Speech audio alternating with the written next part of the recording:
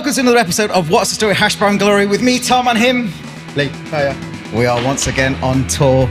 Today we are very grateful to have the space of our neighbourhood's co-working space, the OAC. Big up to Sonia and Mel for letting us use Thank this you very gaff. much. Do you know what OAC means? Original. It's not pirate material. No, because that's P. Well, you and let us, mate. What's it mean? Old Arts College, I think. I don't know that. I think it's Old Arts College. Why did they call it that? Because it's the Old Art College. Killing that. There we go. It does sound better though. The OAC. Yeah. It does. Anything that you turn into an acronym. Yeah. An acronym is better, isn't it? You know, RKD. Yeah. TTC. They're the two best ones. And RKD first. I'm sure it's the best one. Right, what shall we talk LCFC. about? Shall we talk about Father's Day? We absolutely should, yeah. So during the whole lockdown thing that we're in at the minute, we decided we were going to do loads of different pop-up-y things where we'd go to different places and sling out a couple of muffins or do a themed pop-up or whatever it might be. But the further we looked into, wasn't it, that it felt like it was a lot of hard work for not much remuneration, quite frankly. Basically a lot of barriers to jump and hurdles to hurdle. And the one place that really shone for us all the way through was our old gaff at the Hammer. They had a booking system. They could basically they've got a fully fledged kitchen that we could use as like our own.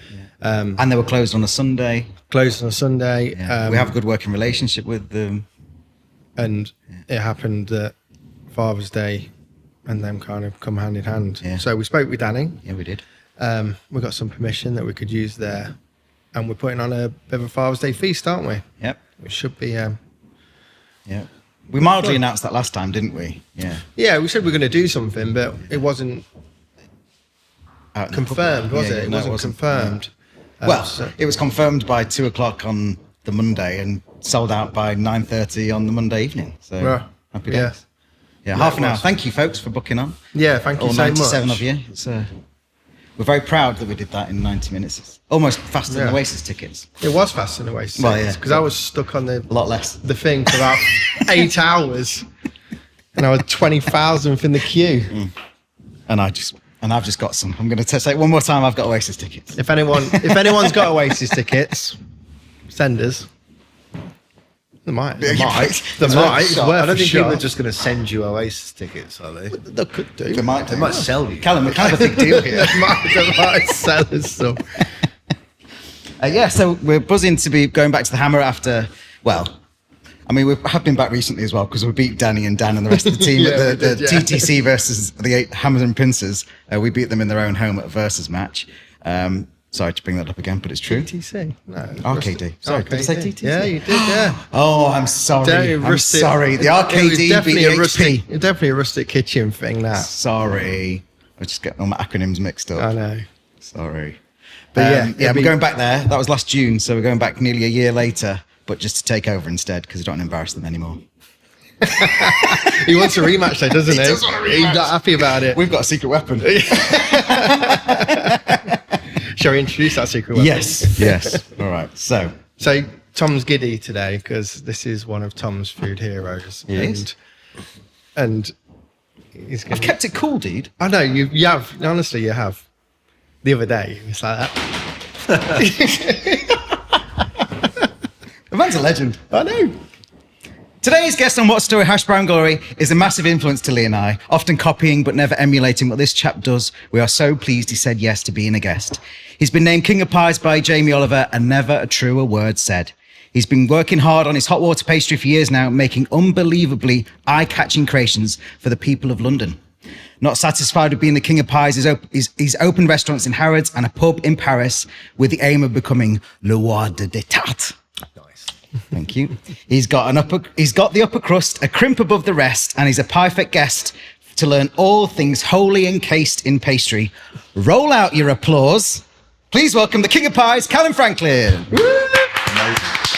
Thank you. Welcome. Look at that echo. It's a bad echo. Welcome along. That's probably the best intro I've ever had. Thank you. That was Get that. Drop Thank that you. mic. Drop the mic. Drop the mic. I'm not dropping the mic. Do you know what? Last night I said to Melissa, my wife, I said, "Do you want to hear this?" She said, "Yeah." Practice with them. She said, and she went, "Wow, that's pretty good." And then we were listening to the Go to Food podcast. Is that right? Don't say the name wrong. And she went, "Well, yours is better than his." So sorry, but it is. I like the pie fit. I like that bit. Nice I've specifically touch. got one friend who he cannot stand puns. Oh, really? Like it's his kryptonite, and he's a mutton farmer in Cornwall, and I know now I'm just going to be able to send him that clip, and it will break him. It'll snap him. What's his name? Matt Chatfield. Matt, that one's for you. Yeah. You can subscribe if you want, Matt. He won't. We're here every week. He will. Oh, sorry, I've got to turn my mic on. It's not tightened. Amateur setup. There we go. Right, so, Calum, I start the podcast every time by asking, why do you think we asked you here? Like, what is it that you do that is so... It's the wrong phrase again. Yeah. What is it that you do that's so special? I think that I found a niche. So I very much sort of... this is weird as well because, you know, if you asked 20 years ago, what do you think you're going to end up doing in the cooking world? When I started cooking, being a pie maker probably wouldn't be top of the list. So it was something that I just fell in love with about sort of, 12 years ago. And I really just put everything I have into that. So I think maybe I am in a very small world, but that's quite an interesting world maybe to talk about. Yeah. What was the turning point when you was working in these restaurants and then you thought, I'm going to go down, actually go right into pies? What was the point that you kind of thought, that's what I want to... Yeah, I think when I just left Roast in Borough Market and I went to open a Holborn dining room at the Rosewood Hotel, and we were putting pies on the menu and it just was becoming more and more popular. And I realised it was this sort of outlet for this weirdness that I had inside me, which was about obsessiveness and like wanting to craft and not cut corners with things. And we had this restaurant which was receptive to it, right? This audience. Yeah. So that was really where I sort of threw all of the sort of money, everything I had. Let's go with this. So yeah. And that's quite interesting because we've talked about it as well. I mean, I love pies and doing pies, and we both do. Speak for myself, but we've talked about like having a pub and doing pies. I think that I wonder whether, in London, there's a mass of humans that would travel. I've been to Holborn dining room, like we travel to go and have a pie, I'm scared, I guess, as to whether there would be a demand for it in Leicestershire, even though we have the spiritual home of the pie. Yeah. I just think the quality, it's not necessarily the pie. If you bring quality and consistency of a product, it could be any product, people will come and people will come back as well. It doesn't necessarily have to be, I have to do a pie and then the pie is going to be the thing that gets people in. It's the quality and the consistency that gets people in. Yeah. It's not necessarily that product. So if we've got a good product, people will come. We've got a product. I know we have. Let's do it tomorrow. Award winning. Let's do it tomorrow. And look, I mean, I think in my career, I've probably come across maybe one person who said to me, I don't like pies in the UK. Oh, yeah. You know what I mean? It's so rare. Was that Tim Nice But Dim? He said that, didn't he? Easy as pie, only I don't like pie. Yeah. But pies are like, even like the old pie and mash shops, they are just full all the time in London. And then obviously you get the more glamorous and artisan pies that Calum does as well. I was talking about Holborn when you went there. Was the pie room there from the get-go? Did you put that? No. That was a gradual build into that. Yeah. So the way that started was we had the restaurant up and running. It was a big restaurant, sort of 180, 200 covers in the summer when we had the terrace open. And it was a big operation. So we had, 25, 30 chefs in the kitchen. We were just doing a sort of general, very nice London brasserie menu. then we started putting more and more pies on, and I sort of my obsessiveness, weirdness took over, and really we threw ourselves into it. And what happened was I realized that I was putting just huge unnecessary pressure on the kitchen, right? And actually things like my sous chefs and their roles and what they were supposed to be doing in the kitchen were not being done, because they were, you know, fiddling around with little decorations on petiviers and stuff like this. And I realized that we had a choice. We either kind of capped things where we were, or we built another space to do it. And that was where I approached the owners and said, look, we've got this private dining room. It works nicely, but I think I can turn it into something very special if you sort of come along on this ride with me and give me a carte blanche to do it. Give me, you know, a month and I'll come back with a plan for you. And they understood the idea. And they liked the fact that it was about rooting in British history, British food history. And I said, look, let me do some drawings. I'll come back to you. And I drew I literally sat in this room and I drew a wall in front of me. And then I sat on the other side of the room, drew a wall, drew the 4 walls. You can see them in the book, actually, the Pyram book. I saw them. And then we gave those to an architect, and they were like, well, that's mad. Buildings listed, you're not going to be able to like hang these things off. And eventually, after going through lots and lots of different people, we found someone who said, yeah, we can do this, we can make this work. And we built the Pyram, and it separated work off with a separate team, and it took the pressure off the main kitchen, and it allowed us the space and the time to do these beautiful things and to push pie making. Yeah, I mean, they are super beautiful. So just go back to that, the permissions there, because aren't they just like cabinets that are in there? No, I mean, there's literal things hanging off marble walls. All right. So in terms of drilling into marble and stuff like that. And that was already there, sorry, the marble was already there. Yeah. Oh, right, yeah, I see. So, okay, yeah. Right. You know, that marble was 110 years old or whatever. So we weren't going to be able to drill into it. So it was about making those things work, and certain parts of the marble that you'd see in the room weren't there but looked like they were there, and they, you know, incredible technology built into it, where for instance you could put a pan down on the marble and it would heat up, because we had sort of inductions that worked through the marble from below. Oh, wow. So we kind of built into that history of the room, that Victorian history of the room, technology as well, which is a lot about what I do. I did not notice that. I've been in, I had a little tour, and I was like, well, I didn't, obviously you wouldn't see it because it's underneath the marble, but yeah. Oh, I did wonder where the stove was. Yeah, so it's really like, cool, it must be making like, the sauces in there. Yeah. Well, that's what I was thinking. I thought that was just a kind of finishing den. I was kind of done just to like finish the petiviers and doing the Wellingtons and stuff like that. I didn't realize everything was made through there. I mean, we couldn't physically cook the pies in there because we'd have to put extraction in, which is just never going to happen. But when we do things like master classes, say we're doing a hot water pastry, you could put down a pot onto that, and it was amazing. People were like, how's that? I would be. Yeah. That's chef magic. So that stuff's very cool. But you know, that pie room really sort of captured a period of my life that I have very fond memories of and love, and the team that was around the build of that, and Knox and Mark and Kieran and all the team that were there when we sort of built that and built it with a passion.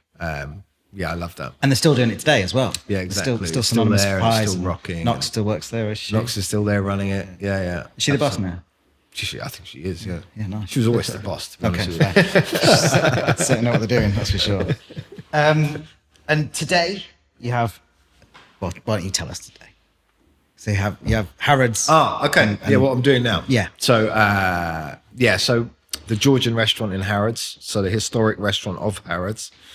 I oversee the menu there, and that gave us an opportunity to really sort of do some very cool things with pie making and detail and depth of the going into the history a little bit more of the building and sort of that restaurant's been there since 1913, I think, and this is its latest iteration. But I've got a great chef there, Mikey, who has a very cool food brain. And I will say to Mikey, look, this is the type of pie I want to do. This is my ideas for how we're going to make it look and taste. And Mikey will go away and he'll develop the flavor profiles.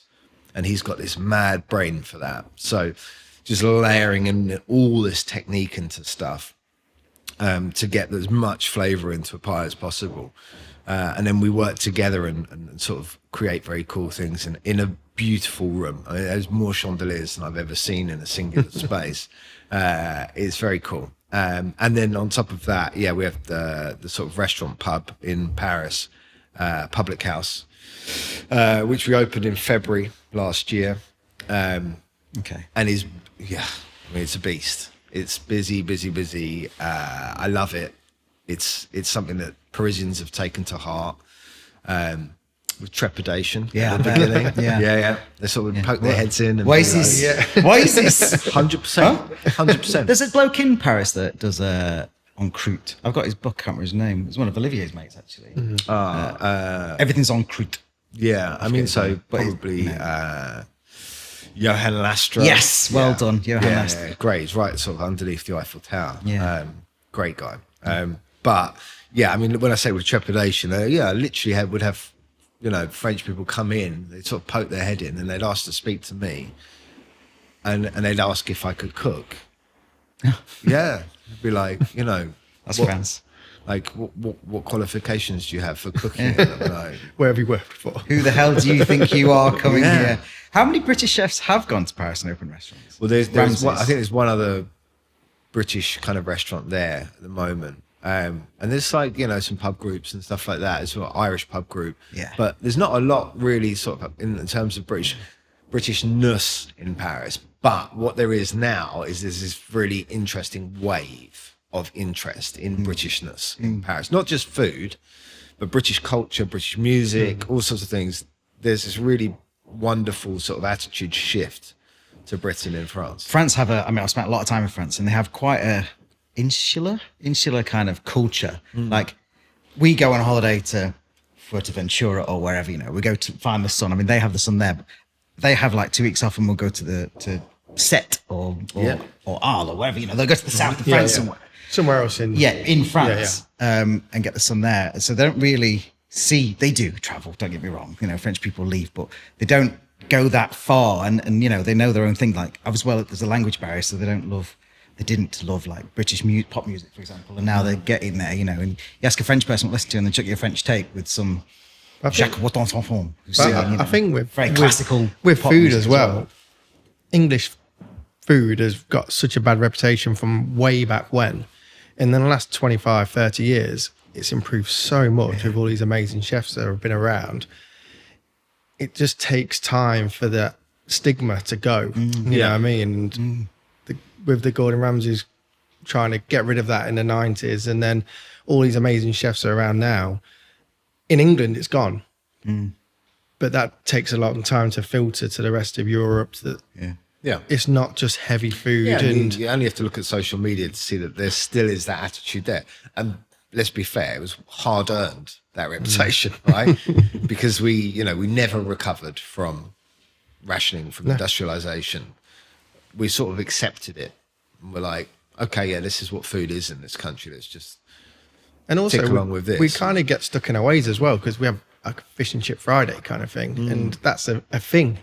And it's like, to get away from these like stigmas, and actually British food is really, really good. Yeah. And trying to knock down the barriers of all that it just takes time, doesn't it? But fish and chip Friday, I will defend that to the death. Yeah, it's a good one, right? Yeah. Honestly, I think there's a guy, Alan, who used to be editor of, I'm going to get this right, the Guardian Weekend Supplement. And almost every Friday, Alan posts his fish supper on Instagram. Right, okay. And it's like, Saveloy, fish, chips, pickle, curry sauce. And like I like it every week. I'll actually go on Friday just to look for it. And I'm just like, oh God, no, that is something beautiful about good fish and chips, right? Yeah. There is. The best fish and chips that we have is, we live in the same village now, and there's a fish and chip van. And so you get it super fresh. You're home in like 2 minutes. It parks right outside your house. Yeah, it parks outside my house. Yeah. And it's just unbelievable. And I don't know how they do it in this van, but yeah, it's mega. And it's like, why? You go to the chippy in the town, and it's just crap. But it's just about quality, isn't it? Yeah, it is. It's like, if you've got Yeah, but the few and far quality. between, that was my point, is like, it happens to be in a van on Yeah, parks yeah. on our street. We just struck gold, you know. Yeah. Oh, I love that. I love that. So I think the global attitude to British food has changed, right? But it's still slow, and it will take time. Was that kind of a conscious thing to go to Paris? How did that come about? Yeah, how did that come about? Yeah, How did definitely. that opportunity arise? You know, I'd worked in London for 20 years, and I thought, if I do another thing straight away in London now, is my heart in that? I don't know. And I thought, you know, just turned 40. I need a full-on midlife crisis project here. So I thought, if I can do anything anywhere in the world, where would be the hardest place to do it? And it was Paris. Really, I thought, if we can change minds and hearts there, we can do it anywhere. Yeah. Right? And talked to some investors in Paris, and that's what happened. We sort of then took the next steps and took on Public House as a building. And it wasn't operating already? no, so it was a site that was available. It had been a nightclub before. Okay. It was called American Dream. Very well known in the sort of hospitality world in Paris. Okay. So you sort of when I take chefs there, they're like, "Oh yeah, I used to dance here when I was younger." But this huge site, right? Like, you know, it's 4 floors, massive building, and it was just, I don't know, it's in the heart of opera, which is an area I've always liked. I like the architecture parts of opera, and I just thought, yeah, if we can sort of stick, you know, a flag in the ground here and make it work, we can probably do it anywhere. And sort of very hard battle, but I think we're doing pretty well out there. And what's the, like, what have the challenges been, apart from their mindsets of the old Foley? Yeah, I mean, there's always you difficult. built places here as well, so I guess it's the Yeah. understanding of, like, I guess even like the planning. I always find planning is just a massive bore and a pain in the arse. I guess it's Well, back to we're kind of going through that now, aren't we? It's Yeah, just- I mean, totally. I mean, the same thing, like the same bollocks. the red tape and all of that stuff. I mean, and also sometimes the attitude towards certain things, right? So when we were building, I think we were a week out from the build being finished, and I was on the top floor of the restaurant. We still hadn't laid a carpet, and I thought, yeah, carpets need to be worn. You have to take almost like a top layer of skin off a carpet, so that you need a week to do it. People stepping on it before you can start hoovering it, whatever. Anyway, so I went up at night. It was 9 in the morning or 9:30 in the morning, up to the top floor, and all the workers are there on a cigarette break straight away at 9:30 in the morning, and there's the carpet rolled up, and I sort of like just out of frustration, so I kicked the carpet, and there was a guy rolled up in it having a sleep. And I was like, no. It's like 9:30 in the morning. And I was like, okay, yeah, this is different. So you have to adjust your sort of expectations on some of that stuff. But in other ways, you know, French people are incredibly hardworking. And the team I've got there, amazing. Just amazing. The numbers they do, they're sort of... And is it a French team? Have you got any Yeah, British we guys have, in there? yeah. So we have the kitchen is entirely French, bar one kid from Tottenham, who's kind of like the random one sort of in the group. But he's lived in France for a while, and a nice kid. You know, it's very weird sometimes in the kitchen where everyone's speaking French, and then you just hear this random like, "Yeah, chef."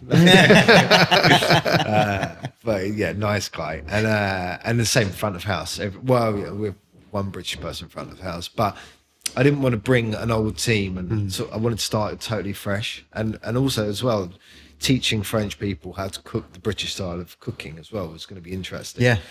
So actually, you know, this weekend coming, we're launching Sunday Roast. And Right, okay. first time doing it out there. And it's so nuanced, and you don't think about it, because if you grow up with it culturally, it's just ingrained in you. I would have done anything to get a roast dinner when I was living in France. Yeah, but you know, like what a Yorkshire pudding is, Yeah. right? Like we know what a Yorkshire pudding is, but I have to remember, like with these guys, I'm like sort of explaining to them, no, that's too shallow, or you know or it's too big, so it shouldn't be like the size of a baseball mitt. They're coming to me and they're like, look how cool this is. I'm like, no, but it's too big, and it's too airy. It needs to be like a little bit doughy, a little bit crispy. Yeah. And it's so nuanced, and like that's been a really fun process of sort of teaching that, or a perfect roast potato. Yeah. Because even that, I mean, you know, what your version of a roast potato is to what your It's version was subjective, gonna be. absolutely. Yeah. It's A really little subjective. bit, right? Yeah. So that's been interesting, but I think we've got a pretty cool. And they're taking it in though. Yeah. That's good. So it's just about spending time with each person and walking them through it, and then eventually, it's that thing of like, same with a Scotch egg. I remember that there was one guy when we opened the kitchen who I wasn't sure if he was going to last, and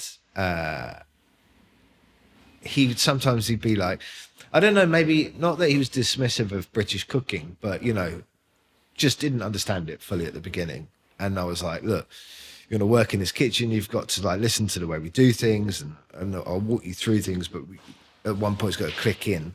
If it doesn't click in, it won't work out. And one day he like cut a Scotch egg and he kind of like ran over to me in the kitchen and he just showed me it like that. And he was so proud. I was like, yeah, he's got it. It's the magic, isn't it? That Scotch egg is a real test. We did that for cook test, didn't we? That was our cook test and an interview, making the perfect Scotch egg. Yeah. It was a brunch dish, and then follow this recipe because we've written it down. Yeah. And they did it. Yeah. They both nailed it, to be fair. But it's a good test because it is hard to do. You know what I mean? Yeah. To get like the even covering of meat, to get the yolk perfectly kind of soft and the white kind of hard. It's cooked twice. yeah. Yeah. I mean, we talk about that a lot because you don't want it runny. You don't want it like wet runny. Yeah. It's this like magic. The white's got to be firm. Yeah. The yolk's got to be dippable. Yeah. Yeah. So it's got to be like, and not gummy. Right. Such a small window. It is. Of a perfect Scotch egg, isn't it? Because we've got our black pudding Scotch egg, which is our kind of. Nice. We use fruit pig black pudding, which is just like unbelievable black pudding. Delicious. Yeah, that's our kind of premier savoury product, and the sausage roll as well, which we just sell loads of our sausage roll. They're just classic kind of British picnic kind of Beautiful. products as well. And done well, again, like things of beauty. And actually, this is what I'm always interested in, is like when tourists come to the UK and they eat something like that, like your sausage roll, and they're like, oh wow, I wasn't expecting it to be this good. But that's what we want on every street corner. Yeah, that's it, right? Yeah. Because there's so many opportunities to have a bad one. Yeah. Yes. And that's what you kind of see has changed over the last decade, is the quality is upped across the country, and it makes it there's less opportunity to do the bad ones because people will stop accepting the bad ones now. That's the thing as well, isn't it? People got so used to, I don't want to name and shame, but we know You can get a bag of four for £1. and then they go, no, I don't want them anymore. Yeah. I'd rather have the good one rather than subjecting themselves to just because it's there kind of thing. Yeah, I mean, when we opened the pie room, we did retail from there, and we had that, first day jitters of opening the window and selling stuff out the window, and the other, I shouldn't be front of house. Like, no, I don't need to deal with the humans. I should be behind a pass somewhere generally. So that was a bit nerve-wracking, having to talk to people through a window. And one of the first guests that we had, he sort of asked for a Scotch egg. And we had a sandwich board out there with the prices on, and he looked at the price and was like, that's ridiculous. It was like £6.50 for a Scotch. You can't charge that. And I was like, oh, absolutely. Like, we can refund you. We won the best Scotch egg in the UK. Like, this is really good quality meat. We put a lot of effort into this, but if you don't want it, absolutely, I'll just refund it. And he was like, no, I'll take it. And then took it off. And I was like pretty furious. And he came back, and one of the chefs grabbed me, and they were like, chef, don't. They thought I was going to kick off because this guy's coming storming back to the window, and then he was like, "That's the best Scotch egg I ever had." Like, begrudgingly happy that. But for me, I was like, that's probably shifted his mind a little bit as to the quality and what something should cost, right? Because we charged what it should cost. 100%. I think it's the two magic ingredients there. One, passion, and the great ingredient as well, and it just comes together to be a magical thing. But that's the thing as well. It's like when people's like, if they put on social media, it's really expensive. I was like, we don't have to eat here. You don't have to buy it. Yeah, we're not forcing you. You see the price beforehand. Absolutely. You have that choice. And it's because like they feel, there's no cocky way of answering them though, is it? There's no cocky way to go back to that person and be like, you didn't have to come. But that's the thing. The quality is there. the price of the ingredients is the price of ingredients, and that's the price of the product for us to stay afloat. You know what I mean? It's not. We're not like. I mean, look, when we opened the Georgian at Harrods, you know, there are some pies which are relatively expensive on there, right? And Pie Week this year kicked off with us in the Sun newspaper. Of course it did.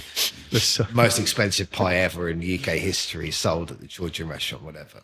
And it is that thing. It's like, but there's this magic thing that we have as humans, which is called free will. Yes. Yeah. And you absolutely do not have to go to the Georgian if you don't want to. So you can get angry about it, but like it's not going to affect your life if you don't go in there. That's totally fine. And like the people that do appreciate those things and the hard work that go into it, they'll understand it. But yeah. So the Georgian then, is there a pie counter as well? No. Or is it no. purely a restaurant? It's purely a restaurant. Okay. And beautiful restaurant, stunning. But we have, you know, there's a pie menu there. So we have like other dishes on the menu, but the focus is pies. Okay.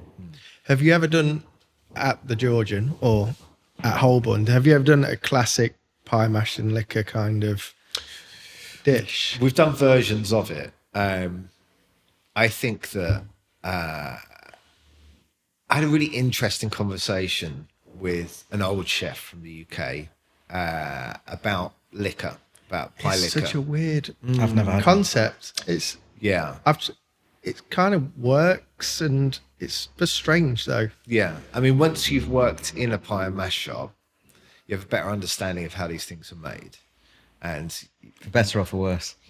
probably for worse. How was it classically made then? How was it?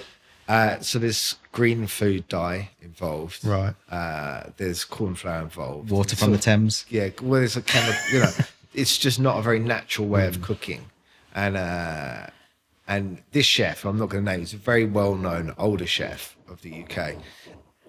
He said to me, you know, that sauce should have protected status. I mean, it's like it's a historical thing. And I was like, I don't know, I don't wholeheartedly agree with this, because I think traditions change, right? This is something that lots of people don't understand, that in history, you know, something can start off as something and very gradually have small changes throughout history. And then sometimes it gets to a period of time where people are very, you know, put their feet down and say, no, this is how it is because it's been like this for ages. You know, but not forever. If you go back further, actually, it was, you know, a much more basic version of something that you're saying, with a few exceptions. So I think sometimes looking at things and going, can we make it slightly better for the, you know, interests of everybody? Yeah, I think so. If you still pay some respects to the history and stuff. And I think pie and mash, that could happen for the better. Yeah. Right? Like we can make the fillings a bit better. But it's such a nuanced thing. Like actually part of what makes pie and mash in London pie and mash is that you have this like beautiful, almost burnt top, and then the bottom is quite soft. That's part of it. It's part of the experience. And I remember the first time I ever had pie and mash, I probably thought, well, pastry's not really well cooked on the bottom, but that's actually it's this textural thing of like part of it's soft, part of it's hard. It's always served upside down as well, aren't they? No. Sometimes. Depends on the pie and mash shop you go to. So this is like, that's a nice part of it, right? That each of them has their own little variations. You know, the ones that we sort of worked with last year, I have to tell people this story, it's amazing. We were doing a pop-up in one of the pie and mash shops in London. And one of the days we were doing a photo shoot leading up to it. And one of the women that was working in the pie and mash shop was going to be there who's going to do the event with us. She was there for the photo shoot, Kerry. And she's lovely, East Ender, and sort of in her 20s. And we did the photo shoot and it was lovely. And then the next day, we had, I think, 3 weeks till the event. And the next day, the owners rang and they said that Kerry's not going to be there at the actual event. And I was like, okay, why? I mean, she's amazing, right? So I really wanted her there. They were like, oh, after the photo shoot, she gave birth in the pie and mash shop. And I was just, what? Yeah, so she was pregnant. She had no idea. Oh, wow. And, right. And she just went into labour after the photo. Proper EastEnders moment, isn't it? Totally. That's Sonia. What a legend. Oh. And what a story as well, like she sort of, I mean, that kid, one of those songs. Well, tell us the story of where you were born. Or, wow, you're not going to believe this. But, I was here. yeah, it's very cool. That's unbelievable. I love those stories. Where is it that you find your inspiration for even like how things look? Like we've got that school's head pie, for example, or any of the pies. Like where's the inspiration, even for the decoration? Because I guess the fillings, and correct me if I'm wrong here, but fillings are just from 20 years of being a chef and knowing what to do with food. Yeah, right. I mean, if I'm wrong, tell me. But No. you know, the how things look. I mean, please go and buy the book and have a look, or just borrow mine. But you know, you'll see that they're all very intricate, and there's special etchings and and stuff. Where does all that sort of come from? Well, I mean, like this, when we try and sort of express, and I know this is something I'm a firm believer in. So everybody has creativity within them, right? And lots of people say, "Oh, I'm not very good at drawing. I'm not good at this. I'm not good at that." I think everybody can be, right? It's about learning how to express these things, and I enjoy that side of things, like design and art, and with my food, where, for example, you listen to like Raymond Blanc talk about growing up in the French countryside and pulling up, radishes from the ground and stuff. I grew up in central London, so that didn't exist for me in terms of connecting with that, where I am and the sort of terroir of the land, right? But I can connect it with other things, and that's what I do. So it's generally architecture in the area that inspires me, the history. At one point I worked with this American guy, Jason, who does mudlarking on the Thames, which is... Mudlarking? Yeah, so mudlarking is where you go out at high tide, low tide, sorry. You go out at low tide, and the water's gone out from the Thames, and you search on the mud banks and find sort of historical artifacts. Oh, right, okay. And it's really cool. Sometimes they find like crazy stuff in there from sort of, Victorian times. And one day Jason brought me this coin that he found, and it was from the original Covent Garden market when it first opened, and it was a trading coin from there, and it had a specific puncture through it, which was he'd sort of did the research on it and found it was from what are those guys called that are they're like adult scouts? Masons, right? It's one just across the road here. Right. So it's from the local Masons Hall. So actually, if you drew if you put the three together, it was a triangle from Covent Garden, the Masons Hall, Freemasons Hall in London, and where the restaurant was. And I did a pie based on the design of that. And so that's kind of, where, that sort of thing we get inspiration from. Sure. Okay. And what I feel it does is it roots the food that we're cooking in the area that we're in. So it gives it like an anchor to where we are. So in Paris, I took the team out before we opened, and we went to the Palais Garnier, which is this incredible opera house right near the restaurant, which has possibly one of the most beautiful examples of its type of architecture in the world, and the end of that period. And it's very like maxi, kind of you go in there and it just like, it'd be a really good place to take acid and go in. Sort of like trip out. Noted. It's Write like that one down. It would be like the Sphere in Las Vegas. It would be the sort of old equivalent of that. You just go in and sort of like, oh my goodness, holy moly. And I took the team in there and I said, look, I want you to go in because this is our next, it's our neighbour, the Opera House. I said, let's go in and let's find some inspirations for design on the pies. And actually, one of the chefs found this, just a very simple, in this incredible sort of looking ceiling, this one specific design, and that's on top of our potato pie in Paris now. Okay. So it's nice. It roots it into something. It does, right? yeah. Does anyone know? Like, do they? Yeah, we talk to the customers about it. We explain about if you go to the Opera House here, and that's something that's really nice. Is people will actually then go to the Opera House. It'd be like when you're in the UK and you never go and visit tourist attractions because it's your own country. Actually, Parisians then come back and go, do you know what? I went to the Opera House for the first time. Like, what? You've never been in there? I'm like, I go there every time I'm in Paris, but so that's nice. Have you ever been to see Richard III? No. Yeah, I have. But I took someone that wasn't from Leicester, and that was the first time I've been. Yeah, I mean, it's a similar thing, isn't it? I've been to the car park a few times. Did you park your car in there? Yeah, you worked there? Did you used to. You parked your car in him 1,000 times. Yeah. When I worked at the Caves in Leicester, I used to park there on a Saturday, and we buried underneath us. It was. It's crazy. That's absolutely wild. And you work as well with Waitrose and Sandwich Brothers. I don't know if it's that the thing, but how much time does that take up in I guess a year or whatever it is? I mean, it's one of the reasons I love. I've worked with them for about 6 years now. Sandwich Brothers and Dickinson and Morris in particular. We've just released a picnic pleaser. Exactly. Picnic So pie. yeah, a kind of like spring summer pie for going out and having picnics, and it's chicken, wild garlic, and free range pork, and it's delicious. Loads of lemon zest in it, and what I like about Dickinson and Morris and why I've worked with them so long is that they are fun to work with, because then they're very open to new ideas. Say for example, they say to me, Calum, okay, this is a pie that we want to work on for Christmas. It will be a rough idea, not the flavors or the design or anything, but this is kind of the size of it, whatever. They'll say to me, come back with what you think. And I have to come back with the most ridiculous pie that you're never going to be able to achieve on a large scale. And then we work out together how to do that. And that's what I love about them. It's never like, that won't be achievable. Your hands are tied. I can't. Can't do that. We can't do that. We won't be able to get that ingredient.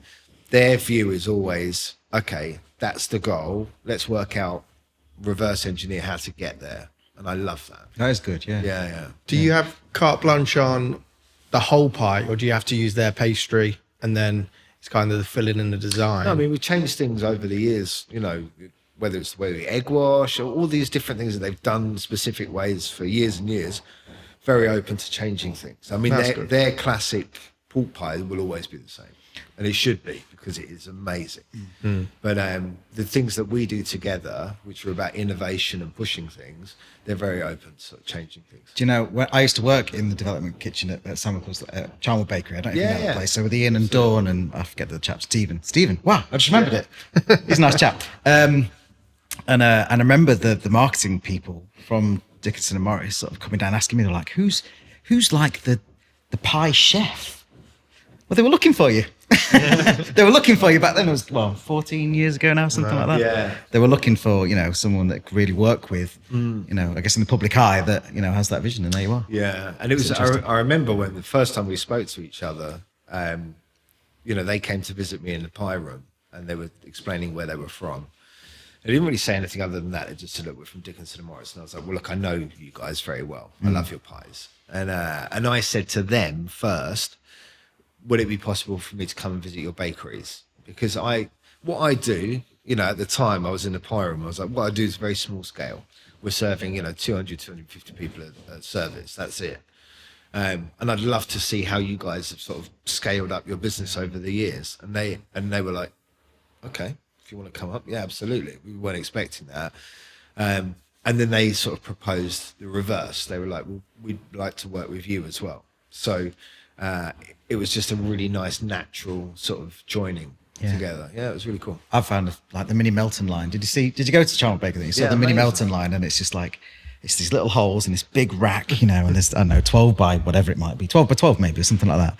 And a little puck and there's just people putting pucks of beautiful hot water cross pastry into holes. That's their job. And they switch it around. And then it goes down the line, and then a heated dye goes in and obviously bashes it out, like we've talked about the other day. And then the collar the meat goes in, the lid goes on, and then the rings then heat up and the mini Meltons drop out. The engineering is just absolutely wild. And you take it for granted that you just grab that little mini Melton and shove it in your gob and you have no idea. These big factories blow my mind, because I come from a development background of a lot of it was hand done. So we had the pie presses, but all the finishing was done by hand. And when you go to these factories, it's just like...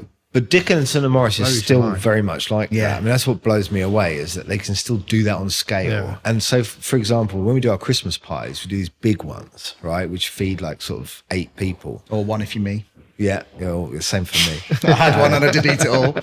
But so, we would develop these, and they'd be like freestanding pies, so you can't put them in a mold, and you can't cook them in any sort of machinery. So they're things that have to be made by hand.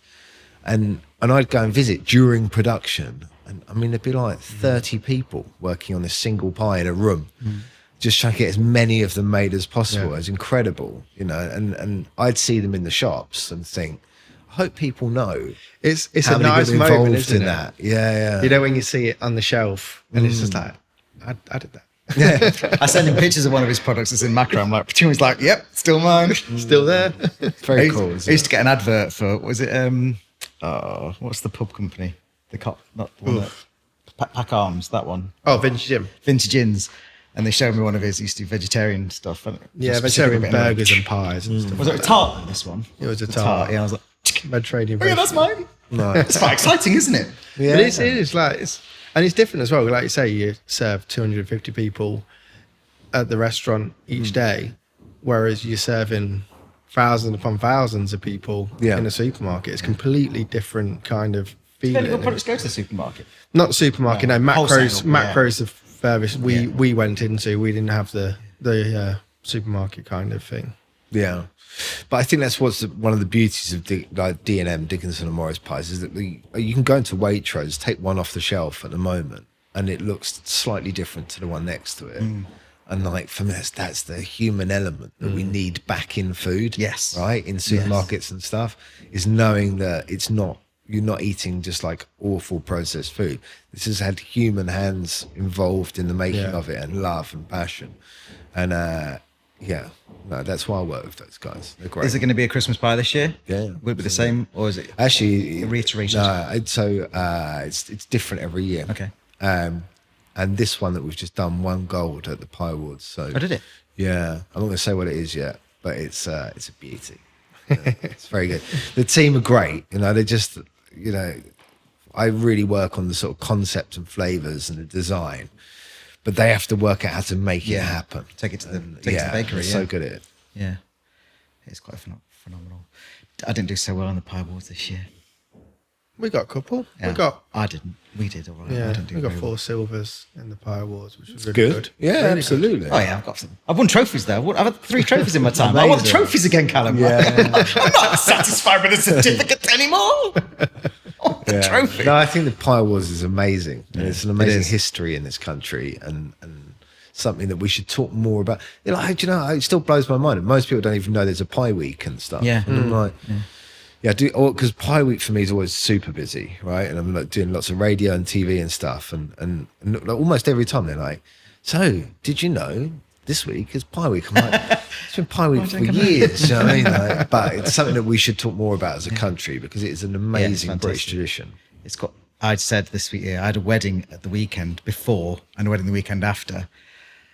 And you have to put your all into it. And I just blocked it out now. The week after's fine. But the week before I blocked it out. There's no weddings because it's so important to me just to do well. Yeah. And for my own, forget about the business and the positioning and everything else, but just to do well within it for myself. Yeah. That I know I can do this really well, but if I'm rushing it, which I did, you don't get as good of results. Yeah. I'll tell you something that happened this year, which was I loved, was the restaurant in Paris was ticking along really nicely. Georgian had settled, and we were sort of busy at the Georgian and happy. And the Pie Week came up, and actually I was pretty free, right? Like both head chefs working that week. And I was like, do you know what I'm going to do? I'm just going to go around and eat pies in Pie Week at other people's restaurants and taste the things that they were doing that was special and whatever, and shout about that. And it was amazing because everybody's trying to do something cool for Pie Week, right? And this was the first time I wasn't having to do, I wasn't like behind the stove. Yeah. And I just got to go around and shout about all these things people were doing. And I'm 100% committed to doing that again next year. It's all about... We'll come along. Yeah. That sounds like a great deal. It's a dream. It is a dream. It is, isn't it? Because everyone puts so much effort into it. And it's like, I mean, as much as you can celebrate other people's pie making, you should at all times. So. Where did you go? So, I mean, it was all London-centric. But...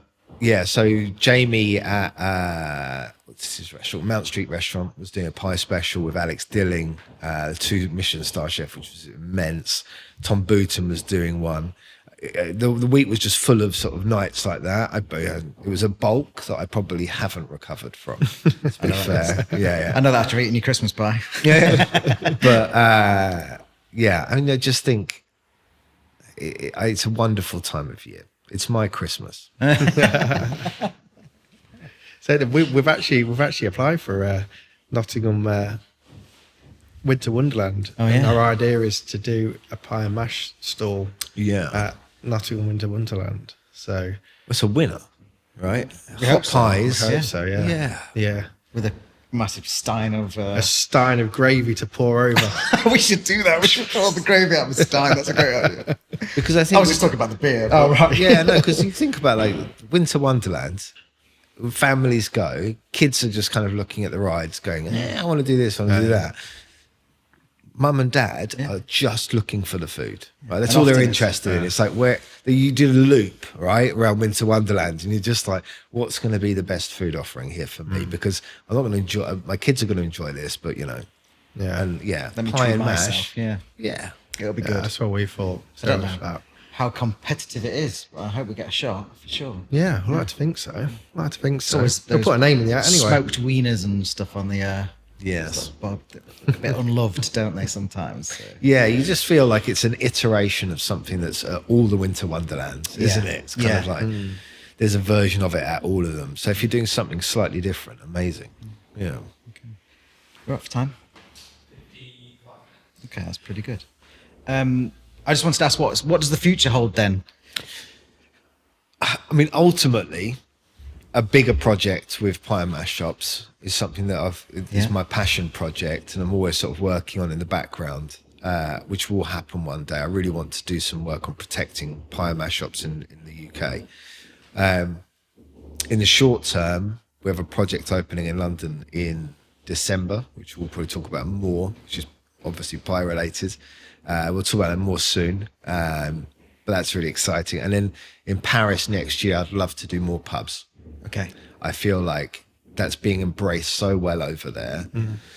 I think that there's good pubs in Paris, but actually there's a space for doing something that's slightly nicer in terms of making that feel a bit more comfortable in the pubs and really drawing on, if you go to an old British pub, that dark wood, frosted glass, want to bring more of that over to Paris. That's interesting, actually, because whenever I went into a pub in France, I always found it quite uncomfortable because it was done out like a pub and it's 35 degrees outside and you're sweating. But I guess if you put the aircon in and the marble floor and make it a bit more comfortable. They never were. Yeah. It was always very. I just feel the kind of resurgence of pubs over the last couple of years with like the success of the Devonshire, got the George as well. Yeah. They're just bringing the standard of pubs around London so you can take over to Paris as well. Yeah, well, it's that multi-use thing, right? Which is what pubs used to be. Yeah. And that's what we actually based the Pyram on, was the old Pyrams of pubs. So it was a pub and then it was a restaurant above, right? And generally Pyrams were just pie and mash and then a pub underneath, right? So I think that's what you've seen recently, isn't it? Is that you go into these more modern pubs and it's like a really nice boozer and then there's like generally a lovely dining room above it, right? And that's what's coming back. And that's what we want to do in Paris. Yeah. Quite simple offering, really nice drinks, and then a good Sunday roast. And, that's the plan for sort of next year.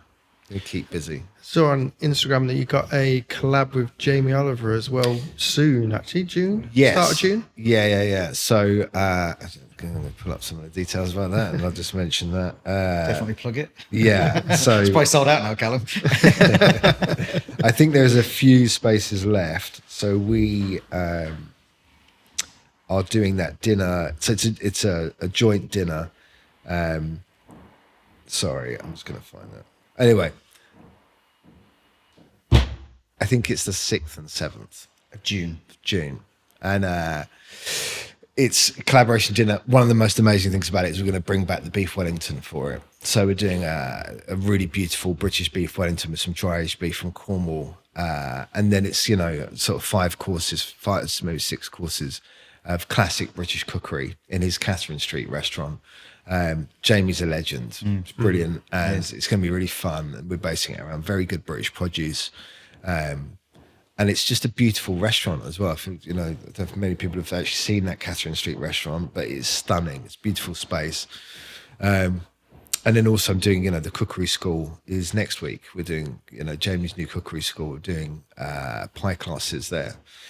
So I think the first one's sold out and then we'll see. We're going to release some more, hopefully. But yeah, I mean, I love working with Jamie. I think it's the an absolute legend of our industry. He's one of the most supportive people I've ever come across. And he's also one of those, like, he was certainly when I was 16 and just started cooking, like he was there. Naked Chef was 2 years out, I think. I remember getting the book and being like, oh, this is my first chef's porn. Do you know what I mean? And and then we got Return of the Naked Chef, and it was just still wicked. And it was like, I want to be like him. Well, he was very much in the moment, wasn't he? Yeah, and he just got like we were saying before about that was kind of a picture of your life at that point of the book was. His books really do showcase where he was in his life as well. Yeah. I'm definitely going to use this. Jamie, if you want to come on the podcast, it's called by us, right? Yeah. There we go. Come on, mate. You can share it. I'll twist his arm. But no, what I'll do is I'll do a video on my Instagram later today about that dinner, because I think it'd be really fun. And we have a couple of spaces left to fill. But I will shout from the rooftops about Jamie. He's got that sort of the new Netflix special just came out. What he did in terms of changing food in this country, I mean, untouchable. Absolutely. Right? I don't think, it's very difficult to achieve as much change as he did in a short space of time. But also, on top of that, just genuinely one of the nicest guys in the industry. Yeah. Like, I see what he does for other people in return for nothing. There's no expectation for what he gives people. He just does it because he can. And I think that's a really good sign of a person. He's a giver. He wants to make people to be happy and to be successful, and he knows that he can help that, and he doesn't want anything in return. And he's a dude. Kudos to Jamie. Stuff, yeah. Right. Well, I think you need to hit us with these quiz questions. So we're doing a quiz, pie quiz. A little quiz. Right. Quiz or I saw the questions and I was like, I'm not going to cheat. Right. I have no idea about the others, but I know one, I think. Just going back to the pie ones, actually, Calum, that if you are part with D&M, I guess you can't be a judge then, can you? No, that's why I never do the judging. Maybe I'll wear a disguise one day. Turn up moustache or something. One of them no fake noses and moustache. You can go and watch it though. Yeah. See that being judged. But that's the thing. It's always like when it's always on Pie Week, right? Oh, yeah, so I mean, I'll probably be there next year's one. I need to sort of. I'm gonna strategically plan out my Pie Week next year, because this year was just like sort of a bit sketchy, going everywhere. But are you ready for this quiz? Go for it. Okay, so drum roll. No drum. It's drum in the corner. What region of the UK consumes the most pie per person? So you're looking for a county? No, the sort of general region, like southwest, northeast, northwest, Greater London. I think it's northwest. I'm gonna go London. London is the least, actually. Is it? Yeah. Right. I know. Pastry dodgers. I went for the pie and mash shops, and that was my. And you were very close, but it's northeast, actually. Oh, really? Highest percentage of pastry consumed by people in the country. Whoosh. Yeah. So we're talking like Newcastle, Sunderland, Durham, all up there. See, I went with Wigan. That's where I was based in my thing was Wigan. I thought Wigan, love a pie in Wigan. Wigan slappy, right? It's called a slappy. That's where it's in a pie in a roll. Yeah. Is it really? That's not how I know it. It's pie. It must be called a pie slappy. I trust your knowledge, but it's the it's pie cob, isn't it? I guess that's pie cob. Yeah. So I mean, there's versions of it everywhere. I mean, Leeds is a place where like they eat a lot of pastry. Pies, pastry, and actually it's really nice. You go around Leeds, it's sort of like it's ingrained in them. It's like little bakeries everywhere in Leeds. I love it there. Right, should we move on to the next question? Yes. Okay. Yeah, a bit more culture. Yeah.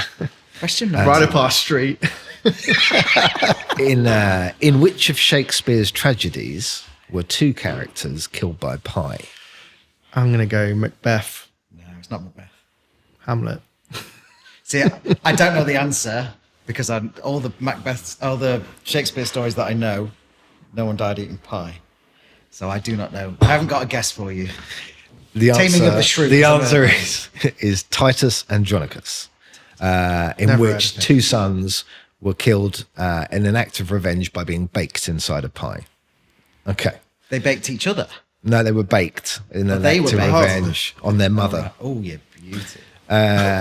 What is the only pie in the UK what is the only pie in the UK to have PGI status from the EU? That's the protected origin status. That's Port Melton Road pork pie. It's an easy one, right? The pound pie. Just down the road. Yeah, incredible. They are And rightly so. Yeah. It's Melton just one of Mowbray the. pies. It's a snack of gods, isn't it? Do you know what? The thing that gets me is, well, I mean, I love what I'm actually split in my favour because they're both the Henry Walker and the D&M. Yeah. But it's the pastry on the Henry Walker and it's the meat in the D&M. If you put your hands together, if they did a hybrid of those two. Imagine the think I love collab. That fried in that tin and that fluted fried tin, and it just sucks up all the lard back. Yeah, but I mean, it could be like crossing the beams in Ghostbusters. It could be like, it could go wrong. It could go wrong. Right? It could be too powerful. Yeah. What was the first football club in the UK to serve only vegan pies at their football stadium? I think it's Forest Green. It is. Nailed it. Straight in. Who's Forest Green? Forest Green they're the first vegan football club, and they serve all vegan kind of. And they're owned by Dale. I don't know. He's the environmentalist. Green Energy. Dale. Can't remember his surname. Apparently they're very good. Yeah, what? No. Well, the vegan pie won the British Pie Awards a few years ago, didn't it? That was controversial. Controversial. Lots of angry, red-faced. It's very, very, very controversial when this is what I voted for. The pasty one. Oh, it's not a pie. It's not a pie. But funnily, according to the British pie makers' rules, it counts as a pie. Pastry, yeah. Right? Yeah, it does. Yeah. So I love a pasty as well. I love a pasty. Yeah. I prefer a pie. Okay, last question.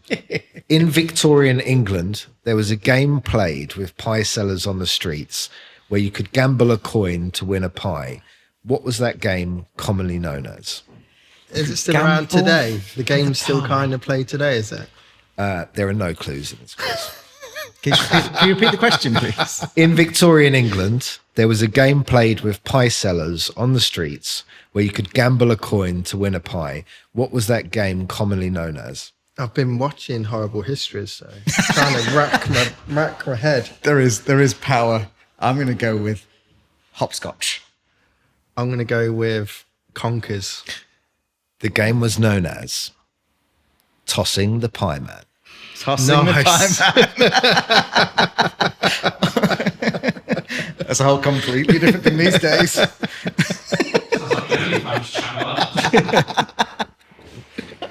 Wow. Okay. That's a good game. I think you win. You win, I think, because I didn't get anything right. I don't think. I'm disappointed with Wigan. I thought they were much more pie munchers than that. Yeah, Northeast. I know. You go, girls. Yeah. Okay, Callum, do you want to plug anything else whilst you're here?